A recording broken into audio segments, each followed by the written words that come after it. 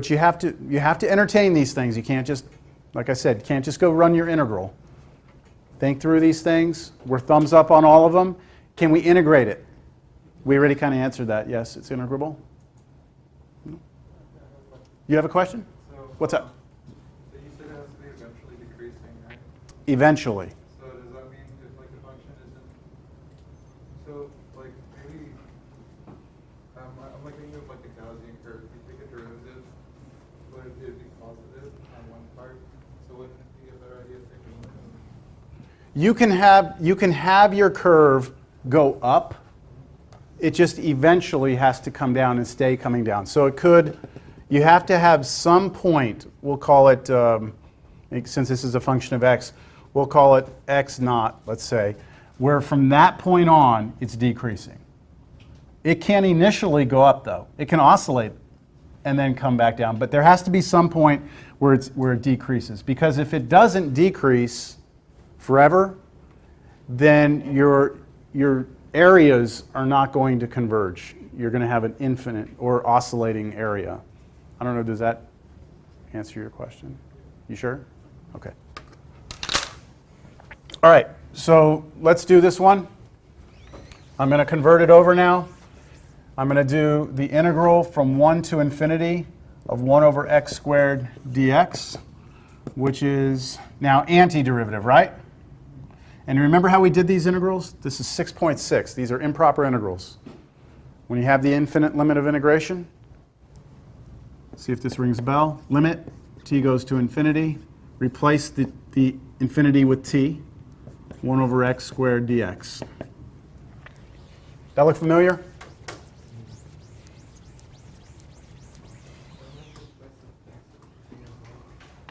We will, but we have to find the antiderivative first. So let's find the antiderivative. So let's do, what is that?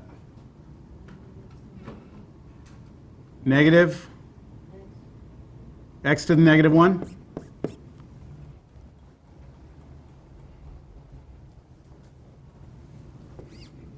One to t. Y'all are looking at me stunned again. Are y'all all right with this? Okay. All right, now this is where you plug in the 2. So I'm going to have limit, t goes to infinity, and then I have what I get when I plug in t, what I get when I plug in 1. So let's plug in t, negative 1 over t. Let's plug in 1, negative 1 over 1. Now let t go to infinity, and what happens? You get, this one goes away, and you get negative, negative, negative 1, so plus 1, you get 1. What does this mean? This series right here, so I'm going to put, therefore, the series n equals 1 to infinity of 1 over n squared converges. But that's it. It converges. I don't know what it converges to. The integral converges to 1, but that doesn't mean that the series does. And that was, remember when I drew it, I had the curve and I was doing little boxes. The boxes are not the same as the curve. I know that the curve converged. The boxes is a different sum. I know that it converges also, but I don't know what to, what number it goes to. Okay? All right. Let's take a look at, I'm ready to talk about p-series now. There are ways to figure out what these things converge to, but I think I said this last class, and I'm not sure if I really got it across very well, but in general, finding the sum of an infinite series is difficult to do. Did I mention that lecture, that optional lecture I might do? Did I mention that? There's a lecture that I like to do at the end of Cal 2 on Fourier series. And it's like a 2-hour lecture. And at the end, I'm able to find the sum of a series that you can appreciate how much work it takes to get to it. So in general, it's really tough. Geometric, we're in business. Telescopic, where it converges, nice, we got the sum. But there's no like easy general way. Yeah. We can use a computer to get an approximation, but not in general. Okay, so p-series. Trust me, if there were formulas, we would provide them, right? We would just say, okay, if you see this, then it's this. So p-series, sum, if you see sum n equals 1 to infinity of 1 over n to the p. And I'm going to give you some examples of p-series that we've actually already looked at. We've looked at this example, 1 over n, right? We've looked at 1 over n squared. That's the one we just did, right? What did this one do? It diverged. Why did it diverge? It's harmonic. Right? This one, what did it do? Converged, right?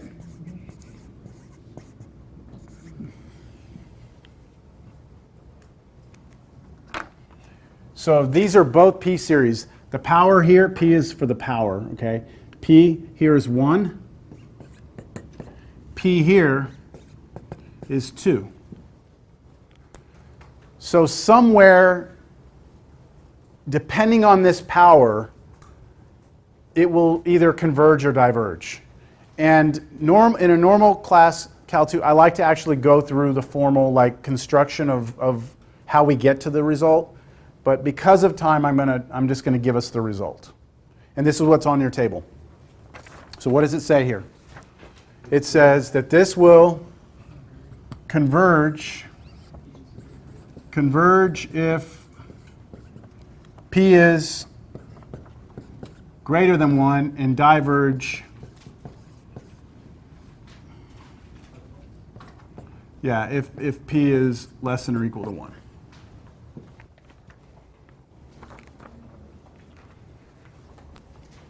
So from this point forward, if you see 1 over n and you're asked, hey, does this converge or diverge? You can say it diverges, and you can either say because it's harmonic, or you can say because it's p-series with p1. So a harmonic series is actually a very specific case of a p-series. So a couple of more examples for you to see of the p-series. P-series are really nice because there's not much, you don't have to do any work. You just have to identify what p is, right? How about this one? Sum equals 1 to infinity, 1 over root n. So this is a p-series? Yes. What's p? A half. So if p is a half, what's it going to do? Diverge? So this is sum n equals 1 to infinity, 1 over n to the half. This is p-series. P is a half, which is less than 1. Therefore, it diverges. That's the way you would write this, okay? If you were taking a test or something, you would say that. Now, I'm not going to give you problems like this on your test. You'll see later on how we're going to use p-series to actually figure out what other series are doing. All right? What about this?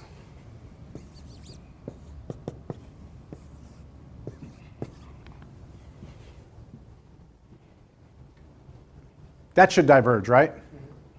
Could you look at that as a p-series? Just move it to the bottom. That could be 1 over n to the negative 2, right? That's a p-series. P is less than 1, so it diverges. So, but you also could have got this by running the nth term test, right? Run the nth term test on that. Goes to infinity, that's not 0, right? All right, so p-series, we're done. I want to give you another one to look at. Not a p-series, just a series, and I want to see what you do with this.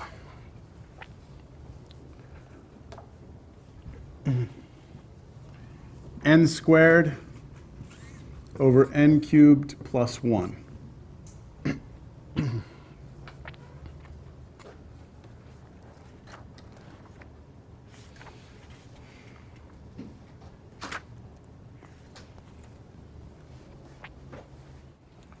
All right, nth term. Want to run the nth term real quick?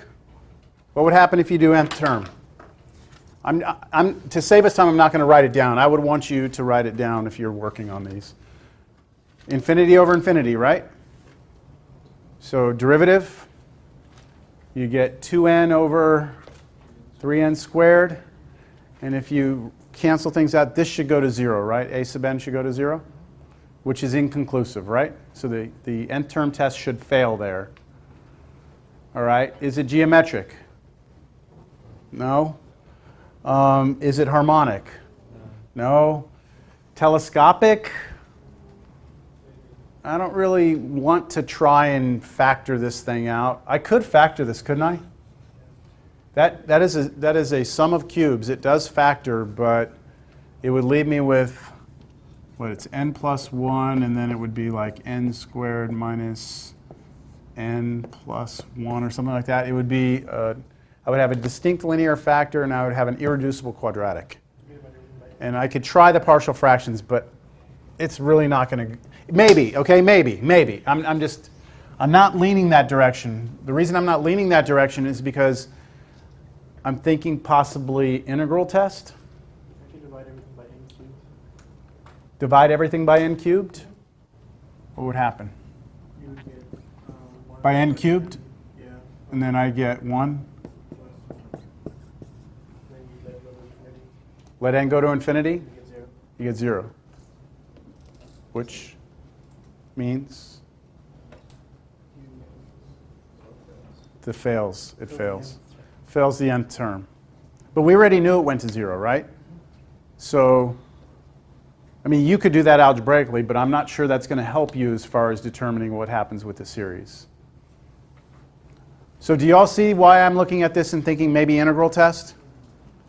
How does that as an integral appear to you in your mind? Do you look at this and like get sick, or do you look at that and go, man, I just wish I had a bunch of those on a test? How would you do that integral if we had to? Just a basic u sub. What's the u? X cubed plus 1. The derivative of it's upstairs a little bit. In fact, I'm just going to go ahead and do this real quick. This should be 1/3 natural log of x cubed plus 1, right?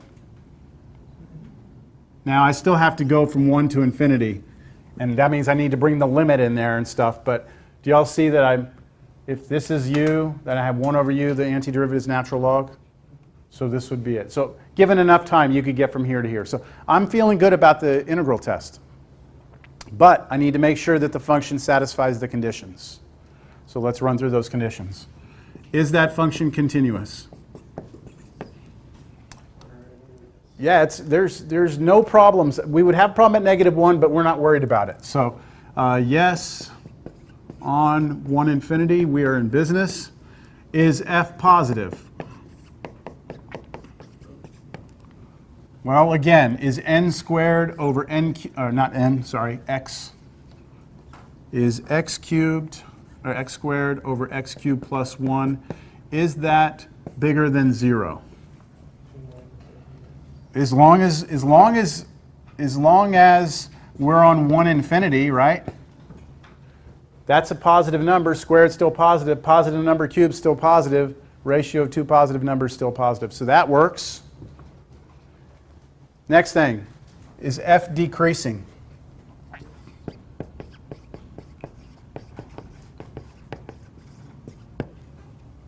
Okay, how do you know f is decreasing?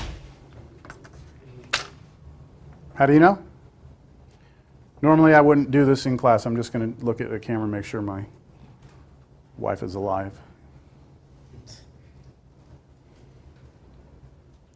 She appears to be alive. Okay. F prime of x. I'm going to take the derivative and see if it's negative, if it's always negative, right? Or eventually negative. So you have to take derivative of this. Good old quotient rule, right? Derivative of the top, 2x times the bottom minus derivative of the bottom times top all over the bottom squared. Right? There's your derivative.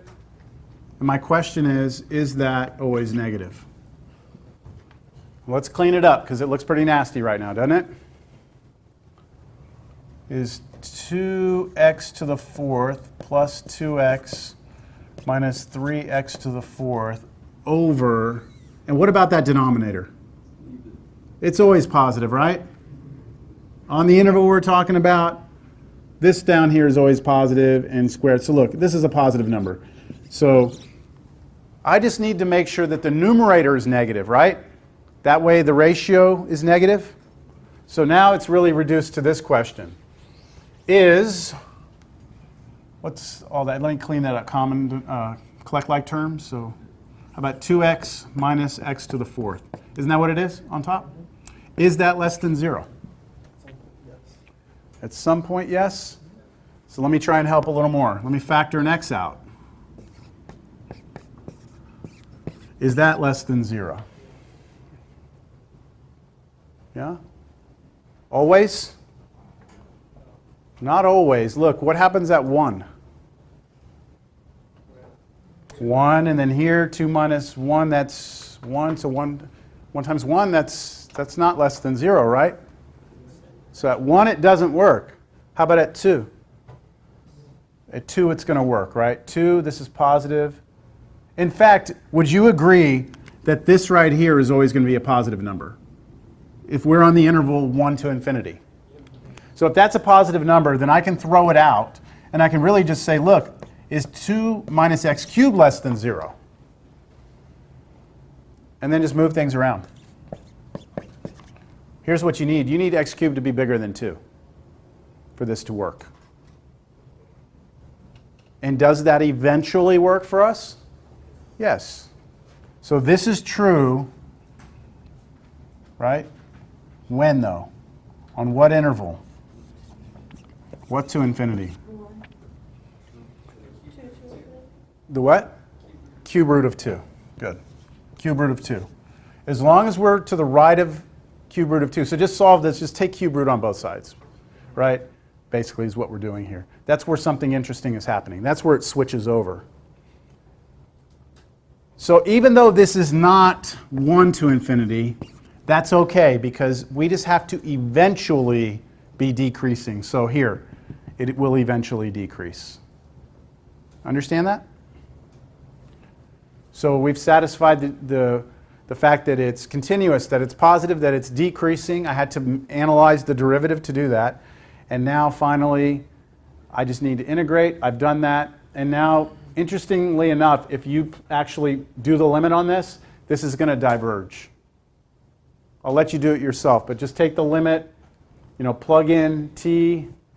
This is going to blow up. Natural log of infinity gets huge. Do y'all believe that, or do I need to work through it? You believe it? This right here is going to go to infinity. It diverges. And what does that tell me? The original one diverges. Therefore, this diverges.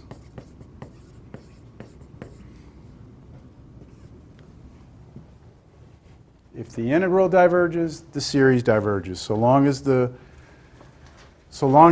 conditions were met. All right, we have 20 minutes. Perfect, perfect. I have just enough time to get you to the last little test for today, which is called the comparison test.